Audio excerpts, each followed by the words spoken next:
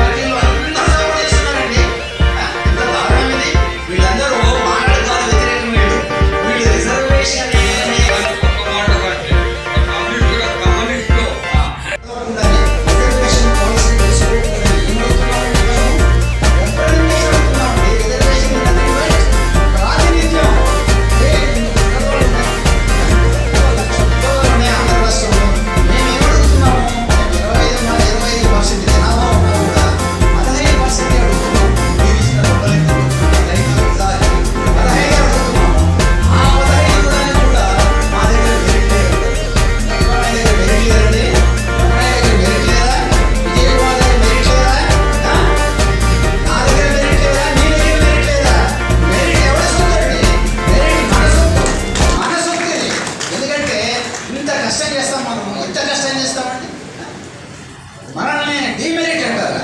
ఎంత అన్యాయం ఇది. అదేవిధంగా చిన్నయ్య కేసులో ఇంకోటి మీకు చెప్తావు, చాలా చక్కగా చెప్పాడు. ఆ తీర్పులో సజెషన్స్ ఇచ్చాడు ఎక్కడే గారు, ఎంత చక్కగా చెప్పాడు. ఈ 5 సూత్రాలని హాస్టల్స్, ట్యూషన్స్ ఇంప్లిమెంట్ చేయాలి. వాళ్ళు కూడా వచ్చేస్తారు, అందరితో జాయిన్ అవుతారు. ఆ షెడ్యూల్ ఉన్న వాళ్ళందరూ పోటీ పడతారు. అప్పుడు నీకు మెరిట్ వస్తుంది. ఇప్పుడు ఏమొస్తుంది నీకు? ఇప్పుడు డివైడ్ చేస్తే ఏమొస్తుంది? నువ్వు చెప్పే సూత్రానికే విరుద్ధం, డిమెరిట్ వస్తుంది. ఇది ఎస్సీలో డిమెరిట్ కూడా వస్తారు. ఇప్పుడు యూపీఎస్సీలో ఓసీలు 80% అంటే మనము 75 దాకా వస్తుంటాం. ఇప్పుడు ఏమవుతుంది? యూపీఎస్సీలో అన్ని డివైడ్ చేస్తే 50 కూడా ఐఏఎస్ ఆఫీస్ అవుతాయి. పోటీ పరీక్షలకు 70లో లాలో చేరి, హాస్టల్ తిండి కోసం లాలో చేరి ఉద్యోగాలకి ప్రయత్నం చేసి ఎగ్జామ్స్ రాసి ఉద్యోగాలు వస్తే మనం దోసుకున్నామా? ఎక్కడ దోసుకున్నాం? ఏమైనా ఫ్రాడ్ చేసామా? నీలాగా కోట్లు ఏమైనా వసూలు చేసుకున్నామా? బాగుండి సుబ్రహ్మణ్యరెడ్డి కాడి నుంచి స్టార్ట్ చేసిన నీ దోపిడీ కోట్లు చేసి ఉద్యమాలు అడుగుతారా? అసలు దాన్ని ఉద్యమం అంటారా? చెప్పండి. ఆ తెలియని అమాయక మాదిగ యువకులని మోసం చేయడం వచ్చాడు. అందరికి ఉద్యోగాలు వస్తాయి, రేపు వస్తాయా చెప్పండి? ఎప్పటికి ఉద్యోగం రాదు. ఆ తిరిగే వాడికి ఎప్పటికి ఉద్యోగం రాదు. అక్కడ కూడా ఆ మాదిగల్లో కూడా క్రిమినల్ ఉంది. వాళ్ళు చెప్పిన సిద్ధాంతంలోనే మా మిత్రుడు ఒక ఆయన అక్కడికి ఎగారని మీకు అందరికి తెలిసే ఉంటుంది. వాళ్ళ ఇంట్లో 4 ఐఏఎస్ ఉన్నాయి, ఇంకొక 4 ఆఫీసర్లు, 8 మంది ఉన్నతోద్యోగులు. ఆ మాదిగ ఉద్యోగాలు అటువంటి ఫ్యామిలీస్కి వెళ్ళిపోతాయి. కానీ ఇప్పుడు ఈ రోడ్ల మీద తిరిగే మాదిగలకి ఎవరికి ఉండదు. వాళ్ళు రోడ్ల మీదనే ఉంటారు. మంద కృష్ణ లాంటి దండుకుంటూ కాలం గడుపుతుంది. సరే, అది మన టాపిక్ కాదు. క్రీమ్ 1 ఇయర్ అసలు క్రీమ్ అనేది ఉందా మన దగ్గర? ఫస్ట్ మన దగ్గర వస్తామా? క్రీమ్ అంటే క్రైటీరియా ఏంటి చెప్పేవా? ఎప్పుడన్నా రాజ్యాంగం ఎక్కడ పొందుపరిచేవా? రూల్ పొందుపరిచేవా? అసలు నేను అడుగుతాను, రిజర్వేషన్ పాలసీ 75 సంవత్సరాల స్వాతంత్రం వచ్చిన తర్వాత నువ్వు చెయ్యి, తప్పలేదు. వెనుకబడి వాడిని తీసుకురావాల్సిందే. బ్యాక్వర్డ్ ముందుకు రావాల్సిందే. ఎందుకంటే నాకంటే వెనకబడిన వాడు ముందుకు రావాల్సిందే. అది ఒక పాలసీ ఫార్మ్ చేయి. రిజర్వేషన్ పాలసీ కాన్స్టిట్యూషన్లో అంబేద్కర్ గారు ఈ విధంగా పెట్టారు. ఈ ఈ 70 ఈ ఉన్న కులాలన్నింటినీ ఒక షెడ్యూల్లో పెట్టి పోటీ పడండి ఉద్యోగాలు తీసుకోండి. సరే నువ్వు తప్పకుంటున్నావు దానికి ఒక కమిషన్ పెట్టి ఒక చర్చ పెట్టు, దేశవ్యాప్తంగా చర్చ పెట్టి ఒక సైంటిఫిక్ అప్రోచ్ ఇంట్రడ్యూస్ చేయి. నాకు కాదనట్లేదు. అదేమీ చేయకుండా ఈ ఉన్న వాటిని 4 ముక్కలు చేసేసి నేను రిజర్వేషన్ బైఫర్కేట్ చేస్తాను, సామాజిక న్యాయాన్ని చేస్తాను, వెనకబడిన వాడిని ముందుకు తీసుకొస్తానని చెప్తున్నాడు. అది కరెక్ట్ అవుతుందండి? కాదు. పోతే ఇంకొకటి మీకు చెప్పాల్సింది ఏంటంటే అసలు ఇంతకంటే ముందు ఫస్ట్ పాయింట్ నేను చెప్పిన supreme court judgement is a fraudulent judgement. ఎందుకు చెప్తున్నానంటే మీరు చూడండి, ఈ డేట్ చెప్తాను చూడండి. 1975 కేసు, చిన్నయ్య కేసు వచ్చిన తర్వాత ఈ కేసును కొట్టేసిన తర్వాత ఆ ఫైల్ అలా పడుతుంది సుప్రీంకోర్టులో. ఎన్ని సంవత్సరాలు పడింది? 20 సంవత్సరాలు పడింది ఆ file. All of a sudden వాళ్ళకి ఎన్నికల్లో ఓటింగ్ షేర్ కావాలి. తెలంగాణలో ఏం కావాలి? టీఆర్ఎస్ బలమైన పార్టీ, కాంగ్రెస్ ఎక్కువ వైపు బలమైన పార్టీ.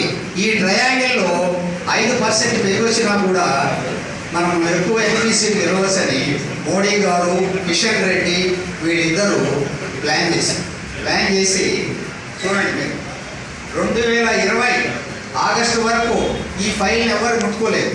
ఈ దేవేందర్ సింగ్ కేసు ఏదైతే మనకైతే ఉరితోడు చేసిన జడ్జిమెంట్ ఉందో దీన్ని ఎవరు పట్టుకోలేదు. All of a sudden October 12న ఇది లిస్ట్ అవుతుంది, కేసు లిస్ట్ అవుతుంది. ఇక బేలా త్రివేది జడ్జిమెంట్లో రాస్తుందామే, చాలా చక్కగా రాసింది. ఇక్కడ ఏదో మతల ఉందని రాస్తుందామే. ఆ మతల పేట కూడా మనకి స్టడీ చేయాలి. 12/10/2023 అక్టోబర్ 23లో ఈ ఫైలు కదిలిస్తారు. ఎవరు కదిలిస్తారు? Supreme court కదిలించాల. ఓ రాజకీయ నాయకుడు కదిలిస్తాడు ఆ ఫైల్ని. కదిలించి లిస్టు చేయిస్తాడు. లిస్టు చేయించిన తర్వాత నవంబర్ 12, 2023 అక్టోబర్లో ఈ నాటకం మొదలైంది. అక్టోబర్లో ఫైల్ కదులుతుంది. నవంబర్ 12న మోడీ ఒక సభ పెడతాడు. ఎక్కడ? ఎంఆర్పిఎస్ సభ జరుగుతుంది. ఎంఆర్పిఎస్ సభ జరుగుతుంది, పెరేడ్ గ్రౌండ్లో సభ జరుగుతుంది. అక్కడ మీరు చూసే ఉంటారు, మోడీ కన్యకు కాల్స్తాడు. ఎవరి ద్వారా? మందకృష్ణ మాదిగని చూసి మాదిగలు ఎలా నష్టపోయారా, అయ్యో పాపం కన్యకు కాలుస్తాడు. అంటే రాజకీయ కన్యకి. చూడండి మీరు అక్టోబర్లో అక్కడ సుప్రీంకోర్టులో ఫైల్ కదులుతుంది. ఇక్కడ మోడీ సభ నవంబర్లో జరుగుతుంది. జనవరిలో హీరింగ్ స్టార్ట్ అవుతుంది. 3 రోజుల్లో చక్క హీరింగ్ జరిపినట్లుగా నటిస్తారు.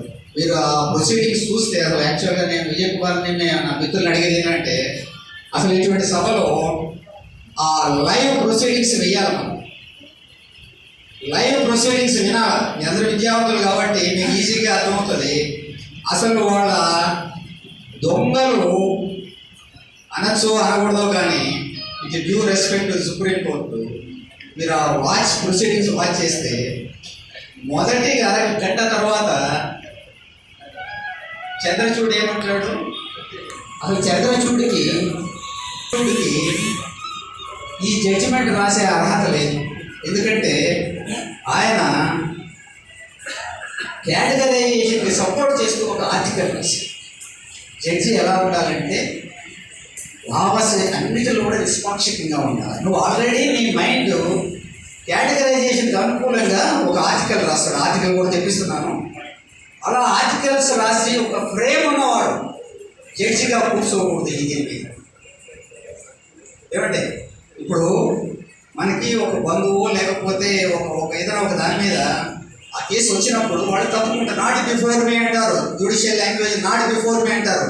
ఇందులో చంద్రచూడ్ గారు నాట్ బిఫోర్ మీ తప్పుకోకుండా ఆయనకు ఆల్రెడీ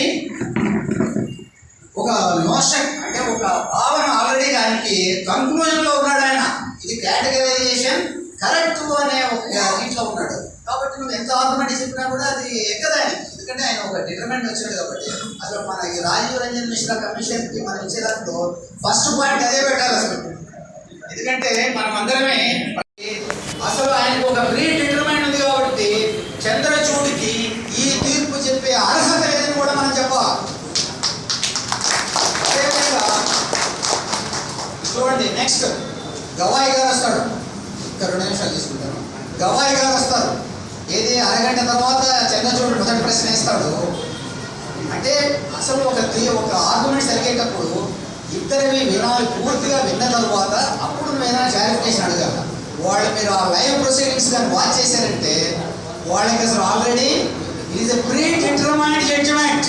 ముందే వాళ్ళంతా కలగలుపుకొని తయారయ్యి ఈ యొక్క 3 రోజులు ఏదో ఆర్గ్యుమెంట్లు విన్నట్టుగా నటించారన్నమాట.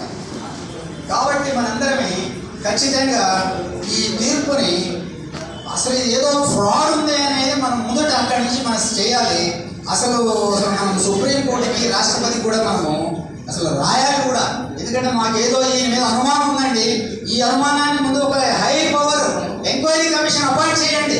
ఎందుకంటే మనము అంబేద్కరిస్టులమే, మనం ఆగలేం కాదు. మనము ఎవరిని? అంబేద్కరిస్టులమే. అంబేద్కరిస్టులు అంటే నాలెడ్జి, తెగువ, చొరవ అన్నీ మనకి సంక్రమిస్తాయి. కాబట్టి మనము ఈ జడ్జిమెంట్ని ఖచ్చితంగా ఎంక్వైరీ చేయించాలని కూడా అడగాలి. ఇదే ఇందులో గవాయి ఏం చెప్తాడు సార్? వై నాట్ 3 మిలియన్ అని ఇమీడియట్గా అర్ధగంటగా ప్రశ్నిస్తారు. అంటే వాళ్ళందరూ ఒక కూడగలుపుకొని వాళ్ళు ఆర్గ్యుమెంట్ స్టార్ట్ చేసి వీరి జడ్జిమెంట్ రాసేసారు. అందులో ఇంకోటి కూడా చెప్పాలి మీకు.